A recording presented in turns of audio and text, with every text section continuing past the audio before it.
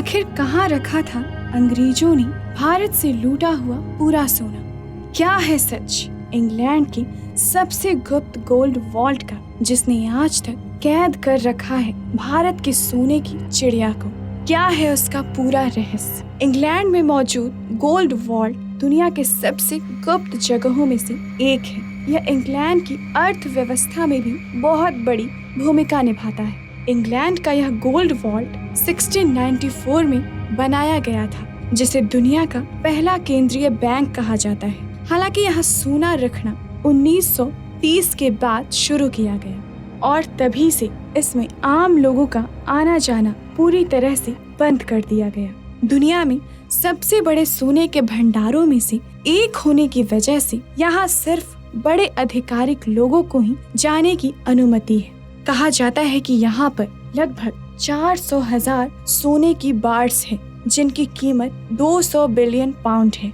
यह federal reserve New York के बाद दुनिया का दूसरा सबसे बड़ा गोल्ड कीपर है। कई शोधकर्ताओं का मानना है कि भारत से लूटा गया सारा सोना इसी गोल्ड वॉल्ट में ही रखा गया है। अगर आप भी इसे देखने जाने के बारे में सोच रहे हैं तो बता दें कि यहाँ की निगरानी कितनी सुरक्षित है। इसका अंदाजा आप लोग इस बात से लगा सकते हैं कि 320 सालों के इतिहास में यहाँ से कभी भी सोने की चोरी नहीं हुई है। हालांकि 1836 में बैंक डायरेक्टर्स को एक अनजान खत मिला था, जिसमें लेखक ने 1 घंटे में उन्हें सोने की तिजोरी मिलने का दावा किया और कुछ घंटों बाद वह व्यक्ति फर्श से कुछ बॉर्डर्स निकालकर ऊपर आ गया, जो कि एक सिवरमैन था, और उसने मरम्मत के दौरान यह रास्ता मिलने की बात बताई। उसकी ईमानदारी से खुश होकर बैंक ने उसे 800 पाउंड का इनाम दिया, जिसकी कीमत आज के समय में